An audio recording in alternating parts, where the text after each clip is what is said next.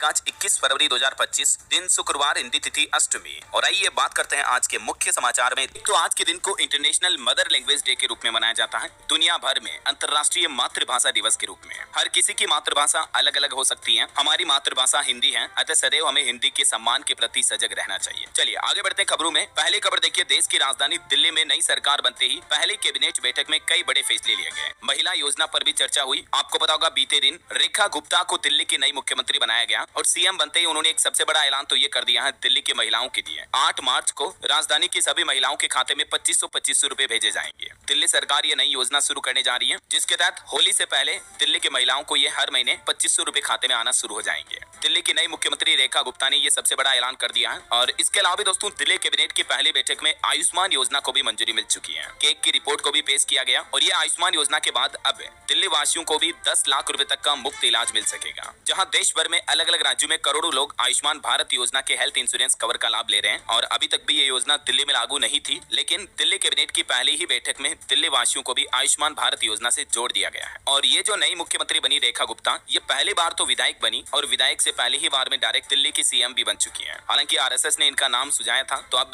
BJP आला कमान से भी इनको मंजूरी मिली और कल इन्हें दिल्ली की नई मुख्यमंत्री के रूप में चुना गया। इसके अलावा जो सीएम रेस में नाम चल रहे थे, प्रवेश वर्मा समेत दूसरे लोगों को दिल्ली कैबिनेट में मंत्री बनाया गया। प्रवेश वर्मा को पीडब्ल्यूडी समेत 5 विभाग सौंपे गए हैं। देखिए आप, दिल्ली में नई सरकार के गठन के बाद अलग अलग विभागों का बंटवारा भी हो चुका है। किस शख्स को कौन सी जिम्मेदारी मिली, ये आप देख सकते हैं स्क्रीन पर। प्रवेश वर्मा, मनजिंदर सिरसा, रविंद्र इंद्राज सिंह, इनको अलग अलग कार्यालयों के मंत्रालय सौंपे गए हैं। और नई मुख्यमंत्री बनते ही रेखा गुप्ता बोली, हम सभी मिलकर एक आत्मनिर्भर, विकसित और समृद्ध दिल्ली बनाएंगे। इन्होंने दिल्ली यूनिवर्सिटी से बीकॉम की पढ़ाई की हुई है, मेरठ से लॉ की पढ़ाई की। दिल्ली यूनिवर्सिटी में ये स्टूडेंट यूनियन की अध्यक्ष भी रह चुकी है और अब दिल्ली के मुख्यमंत्री बनी। कुछ यूं रहा इनका राजनीतिक सफर। मुख्यमंत्री बनने के बाद पूरी कैबिनेट मंत्रियों के साथ उन्होंने यमुना की आरती भी की और भाजपा के मैनिफेस्टो में यमुना साफ करने का भी वादा किया गया है। तो इन्होंने दिल्ली वासियों को ये भी आश्वासन दिया कि अगले 1 साल के अंदर अंदर दिल्ली में यमुना को साफ कर दिया जाएगा। वैसे आपकी जानकारी के लिए बता दूं, रेखा गुप्ता अभी दिल्ली की 9वीं मुख्यमंत्री बनी है और महिलाओं के मामलों में ये 4थी महिला सीएम बनी है दिल्ली की। इनसे पहले सुषमा स्वराज, शीला दीक्षित और आतिशी दिल्ली की मुख्यमंत्री रह चुकी है। वहीं बीजेपी का भी कहना है कि उत्तर प्रदेश और गुजरात के बाद अब दिल्ली को भी मॉडल स्टेट बनाया जाएगा। सरकार के हर काम पर आला कमान की नजर होगी। तो कुछ यूं राजधानी में पॉलिटिक्स का माहौल चल रहा है। और चलिए आगे बढ़ते हैं अपन खबरों में। तो देखिए अगला अपडेट, अनंत नागेश्वरन संभालते रहेंगे देश की इकोनॉमी। सरकार ने बढ़ाया सीईसी का कार्यकाल। सीईसी यानी ये देश के मुख्य आर्थिक सलाहकार थे, तो अब इनके कार्यकाल को मार्च 2027 तक बढ़ा दिया है। केंद्र सरकार ने मंजूरी दे दी है। अब देश के मुख्य आर्थिक सलाहकार डॉक्टर वी अनंत नागेश्वरन का कार्यकाल 31 मार्च 2027 तक चालू रहेगा। और प्राइवेट सेक्टर में काम करने वाले लोगों के लिए एक अच्छी खबर आ रही है। इस साल 9.2% तक बढ़ेगी सैलरी। इस साल भारत में कंपनियों के द्वारा औसतन इतनी वेतन बढ़ोतरी की जाएगी। ये लेटेस्ट रिपोर्ट सामने आ रही है, देख सकते हैं आप इससे जुड़े कुछ डेटा भी। चलिए बैंकिंग न्यूज से खबर है दोस्तों, भारतीय स्टेट बैंक एसबीआई के बाद अब पीएनबी यानी पंजाब नेशनल बैंक ने भी लोन की ब्याज दरें घटा दी हैं। अब home loan, car loan, education loan आपको पीएनबी से भी सस्ता मिलेगा, क्योंकि पंजाब नेशनल बैंक ने खुदरा ऋणों की यानी रिटेल लोन की कीमतों में 25 बेसिस पॉइंट की कटौती की है। और इस कटौती के बाद अब पीएनबी की नई ब्याज दरें क्या होगी, अलग अलग टाइम पीरियड के अकॉर्डिंग देख सकते हैं। पीएनबी ने होम लोन की ब्याज दरों को घटाकर 8.15% कर दिया है। वैसे आरबीआई की वृद्धि दोहरे अंकों में बरकरार है। एबिटा पर भी अडानी कंपनी ने जानकारी साझा की है। वहीं मध्य प्रदेश में जो ग्लोबल इन्वेस्टर समिट का आयोजन होने जा रहा, इसमें खबर है कि इन्वेस्टर समिट में मुकेश अंबानी, महिंद्रा और जिंदल नहीं आएंगे। हालांकि अडानी, बिरला, टाटा और गोदरेज की सहमति बनी है, तो ये बड़े उद्योगपति आएंगे। और टेस्ला कंपनी की भी जल्दी भारत में एंट्री हो सकती है। अप्रैल से ही मुंबई, दिल्ली में शोरूम खुलेंगे। जर्मनी में बनी कारें बिकेगी यहाँ, तो 21 लाख रुपए तक की कार 36 लाख रुपए तक में पड़ेगी। इंपोर्ट ड्यूटी वगैरह लगेगी तो, है ना।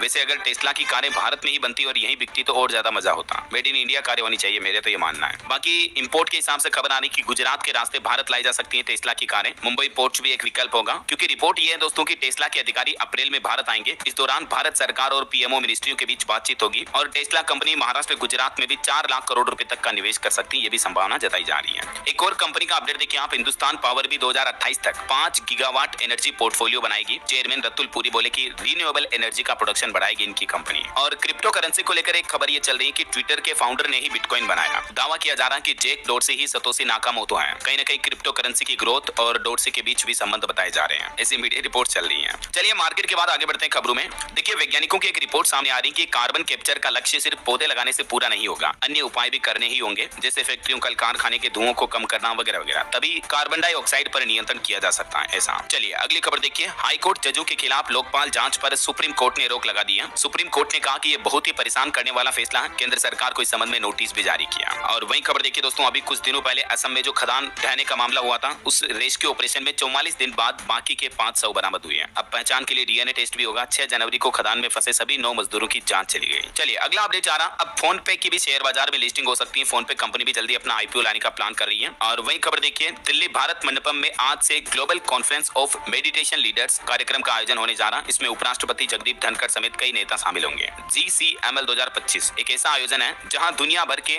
ध्यान विशेषज्ञ, आध्यात्मिक गुरु, वैज्ञानिक और वेलनेस विशेषज्ञ एक साथ आएंगे। मेडिटेशन और आध्यात्मिकता पर चर्चा होगी, है ना। चलिए अगली खबर देखिए, प्रधानमंत्री इंटर्नशिप योजना के दूसरे राउंड की शुरुआत हो चुकी है। पात्र युवा अभी भी ऑनलाइन अप्लाई कर सकते हैं। जो पहले राउंड में फॉर्म नहीं भरे हैं, तो अब सरकार की तरफ से ये दूसरा मौका दिया जा रहा। आप इस ऑफिशियल पोर्टल के जरिए pminternship.mca.gov.in के जरिए आवेदन कर सकते हैं, ठीक है ना। वही खबर देखिए, हिमाचल सरकार का बड़ा फैसला, सरकारी सेवा में कार्यरत महिलाओं को 60 दिन का विशेष मातृत्व अवकाश भी दिया जाएगा। जो महिलाएं मृत शिशु को जन्म देती हैं या जन्म के तुरंत बाद बच्चे खो देते हैं, उन महिलाओं के लिए हिमाचल सरकार ने ये नई पहल की है। चलिए अगला अपडेट देखिए, नई दिल्ली रेलवे स्टेशन के अधिकारियों के लिए सर्कुलर जारी हुआ। अब ट्रेनों के आगमन पर RPF से अनुमति लेनी पड़ेगी। अभी हाल ही में कुछ दिनों पहले जो भगदड़ की घटना हुई थी, उसके बाद अब रेलवे ने नई व्यवस्था की है। देखिए, इस नई दिल्ली रेलवे स्टेशन पर 8 से 16 नंबर तक के प्लेटफॉर्म पर ट्रेन को लेकर RPF से मंजूरी लेना अनिवार्य होगा। चलिए अगली खबर देखिए, बीमा कानून में प्रस्तावित संशोधनों की होगी जांच। इरडा की तरफ से एक नई समिति बनाई गई है। हाल ही में आपको पता होगा, वित्त मंत्री ने अपने बजट में भी घोषणा की थी कि बीमा क्षेत्र के लिए FDI सीमा को भी 74% से बढ़ाकर 100% किया जाएगा। तो उसके बाद अब इरडा की तरफ से ये नई समिति का गठन किया गया। वहीं टेक न्यूज से खबर देखिए, इंस्टाग्राम के करोड़ों यूजर्स के लिए अच्छी खबर है। अब DM में आप पर्सनल ट्रांसलेटर की तरह अपने मैसेज को डायरेक्ट ट्रांसलेट कर पाएंगे। मतलब दुनिया के किसी दूसरे देश के किसी दूसरी भाषा के व्यक्ति के साथ भी आप चैट करते हो, तो रियल टाइम आपको मैसेज ट्रांसलेशन की सुविधा मिलेगी, है ना। चलिए अगली बड़ी खबर आ रही है, दिल्ली में वकीलों की तरफ से 21 और 22 फरवरी को हड़ताल जारी रखने का ऐलान किया गया है। बीते दिन भी सभी जिला अदालतों पर बार एसोसिएशन की तरफ से हड़ताल की गई। यह हड़ताल एडवोकेट संशोधन विधेयक 2025 के खिलाफ कर रहे वकील। वहीं देखिए बड़ी खबर, रूस ने मानी भारत की शर्त, अब अमेरिका को भी माननी ही पड़ेगी, क्योंकि भारत सरकार ने साफ साफ कह दिया कि मेक इन इंडिया के बिना डिफेंस डील को मंजूरी नहीं मिलेगी। रक्षा मंत्रालय के सूत्रों की तरफ से जानकारी आ रही है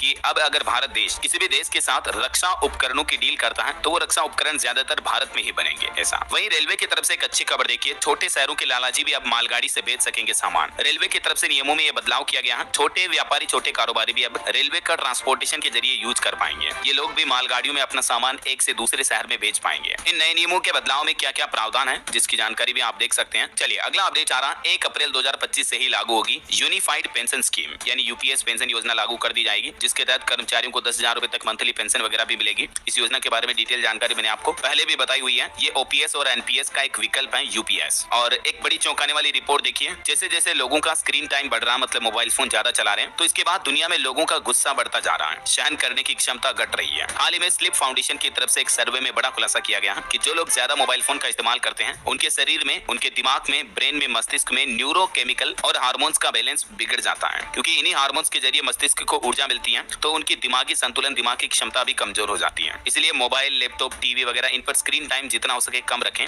आजकल के तो बच्चों में भी गुस्सा, चिड़चिड़ापन, माइग्रेन, सिर दर्द, इस तरह के गंभीर लक्षण भी उभर रहे हैं मोबाइल फोन का ज्यादा इस्तेमाल करने वाले बच्चों में। तो अपने बच्चों को जितना हो सके कम ही मोबाइल फोन दें। उनकी नींद पर भी गंभीर बुरा असर डालते हैं ज्यादा मोबाइल फोन का इस्तेमाल। चलिए अगली खबर देखिए, उत्तर प्रदेश बोर्ड के जैसे ही होगी संस्कृत बोर्ड की परीक्षा भी कंट्रोल रूम से निगरानी की जाएगी। यूपी सरकार की तरफ से ये तारीखें भी जारी की गई। और वही खबर है दोस्तों, काशी सांसद टूरिस्ट प्रतियोगिता अब 20 मार्च को होगी। महाकुंभ के पलट प्रवाह के चलते 1 महीने बाद होगा ये कॉम्पिटिशन। वैसे आपको पता होगा, बीते दिन उत्तर प्रदेश में योगी सरकार ने बजट भी जारी कर दिया है। बजट में कई बड़ी घोषणाएं भी की गई। छात्राओं को फ्री स्कूटी दी जाएगी। 8 लाख करोड़ के बजट में AI और साइबर सुरक्षा पर भी फोकस किया गया है। हाईवे गेटवे बनेगा। गोरखपुर 1172 करोड़ से आधुनिक टर्मिनल का भी निर्माण होगा। ये इस बार प्रदेश में इतिहास का सबसे बड़ा बजट पेश किया है। 8.8 लाख करोड़ के बजट में कई बड़ी घोषणाएं की है यूपी सरकार ने। अब योगी सरकार गरीब परिवारों की बेटियों की शादी में भी मदद करेगी। इसके अलावा भी युवाओं के लिए 92,000 नौकरियां, छात्राओं को फ्री स्कूटी, 9 लाख आउटसोर्स कर्मचारियों की सैलरी भी बढ़ाई गई। और किसानों के लिए आवारा पशुओं की समस्या को खत्म करने के लिए भी प्रदेश भर में अलग अलग जिलों में गौशालाएं भी बनाई जाएगी। हर जिले में लेबर अड्डे बनाए जाएंगे, जहां कैंटीन, टॉयलेट वगैरह की सुविधा मिलेगी। और 9 लाख कर्मचारियों के मानदेय में 4,000 रुपए की बढ़ोतरी की गई है। जहां 16,000 मिल रहे थे, अब न्यूनतम मानदेय 20,000 रुपए हर महीना मिलेगा। और 12वीं में अच्छे नंबर लाने वाली छात्राओं को, जो मेधावी प्रतिभाशाली स्टूडेंट्स हैं, गर्ल्स हैं, उनको फ्री में स्कूटी मिलेगी। और भी बजट में युवा, गांव, किसान, महिला, व्यापार। हाईकोर्ट का एक और अहम फैसला देखिए, पत्नी के अलावा बाहर अफेयर रखना और ज्यादा शराब पीना भी पत्नी पर एक तरह की मानसिक क्रूरता ही है। हाईकोर्ट ने कहा कि अवैध संबंधों से परिवार को बदनामी झेलनी पड़ती है, तो इस केस में भी तलाक को मंजूरी दी। चलिए अगली खबर देखिए, योगी कैबिनेट की मंजूरी के बाद फिरोजाबाद से मथुरा डेयरी प्लांट ट्रांसफर किया गया। 35,000 लोगों को रोजगार भी मिलेगा। वहीं उत्तर प्रदेश के बजट को लेकर भी भारतीय उद्योग व्यापार मंडल ने प्रतिक्रिया देते हुए कहा कि ये बजट